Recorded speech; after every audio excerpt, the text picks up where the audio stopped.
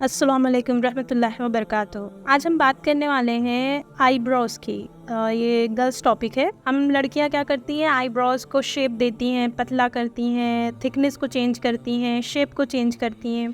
तो क्या इस्लाम में ये जायज़ है? तो इसका आंसर डायरेक्ट है कि ये इस्लाम में बिल्कुल भी जायज़ नहीं है, बल्कि इसे एक ऐसा अमल कहा गया है जिस पे लानत हो। मतलब ये एक लानती अमल है और अल्लाह ताला ने खुद भवें बनाने वाली पे, भवें मतलब वही आईब्रोज की शेप बनाने वालों पे, उन पे लानत दी है। क्या आप जानते हैं लानत वर्ड का मतलब क्या है? इसका मतलब है कि अल्लाह ताला उसे खैर से मुकम्मल तौर से रहमत से ही महरूम कर देता है। सही बुखारी की हदीस है, हदीस नंबर 4886। अल्लाह ताला ने कहा है कि गूंदने वालियों पर और गुदवाने वालियों पर, मतलब टैटू बनाने वाली और टैटू बनवाने वालियों पर, चेहरे के बाल उखाड़ने पर, मतलब फेशियल हेयर रिमूव करने पर, और खूबसूरती के लिए अपनी जो फ्रंट टीथ होती है, दांतों के बीच में कुशादगी यानी स्पेस देने के लिए, इन सब करने वालियों पर अल्लाह ताला ने लानत भेजी है।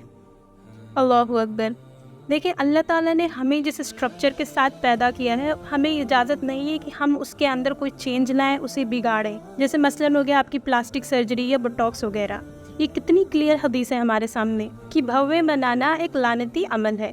और इतना ही नहीं, जो आईब्रोज की शेप करवाती हैं और जो इनफैक्ट वो शेप करती हैं, दोनों को ही इसके लिए लानत है। अल्लाह ताला ने दोनों को ही इस पे लानत दी है। अब अक्सर औरतें सवाल करती हैं कि क्या हस्बैंड अगर चाहता है, हस्बैंड ने कहा है, तो उसके लिए क्या हम आईब्रोज बनवा सकते हैं?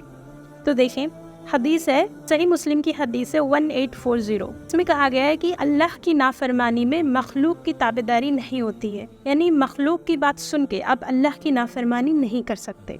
अल्लाह ने जिस चीज़ को मना कर दिया है, अगर मखलूक के कहने पर या उसकी डिमांड पर आप वो चीज़ कर रहे हैं, वो अमल कर रहे हैं, तो इससे आपके पुराने जितने भी अच्छे अमल हैं, अल्लाह ताला उन सब पे पानी फेर देगा। हो सकता है आप एक तहज्जुद गुजार हो, आप तहज्जुद पढ़ रहे हो, इबादतें कर रहे हो, और दूसरी तरफ वहीं पे आप एक ऐसा काम कर लो जिससे अल्लाह ताला ने कहा है कि वो उस पे लानत भेजता है।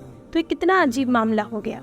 हाँ, अगर आपके दोनों भवें यानी दोनों आईब्रोज इस कदर मिली हुई है कि आप मर्दों से मुशाबहत कर रही हैं, तो इस टाइम पे आप उसे बीच से अलग कर सकती हैं। या ऐसे कोई भी फीचर आपके फेस पे है, फेशियल हेयर इतना ज़्यादा है कि आपकी मर्दों से मुशाबहत हो रही है, तो आप उसे रिमूव कर सकते हैं, क्योंकि इस्लाम में मर्दों से मुशाबहत करने को भी मना किया गया है। आईब्रोज के बीच में अगर बहुत ज़्यादा बाल हैं तो उसे आप क्लीन करके आईब्रोज को अलग कर सकते हैं, क्योंकि इससे आप अपनी फितरत पे ला रहे हैं, एक औरत की फितरत पे लेके आ रहे हैं। तो ये कोई नाजायज़ बात नहीं है, ये जायज़ बात है।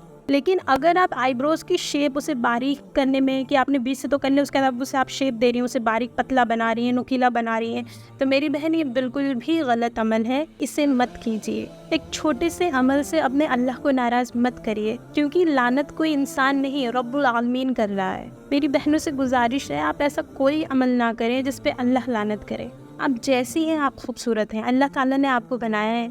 तो जब क्रिएटर ने आपको क्रिएट किया है, क्या वो किसी दाग के साथ आपको बना सकता है? बिल्कुल भी नहीं। आप इंसानों की बात सुन के खुद को डिमोटिवेट या अंडर कॉन्फिडेंस में मत आएं। आप खूबसूरत हैं और खूबसूरती बढ़ानी है तो अपना दिल अच्छा कीजिए, और अगर आपको खूबसूरती बढ़ानी है तो अल्लाह का जिक्र कीजिए, अल्लाह से दुआ कीजिए, और फिर अल्लाह से जिक्र देखिए कैसे आपके चेहरे पे नूर लेके आता है।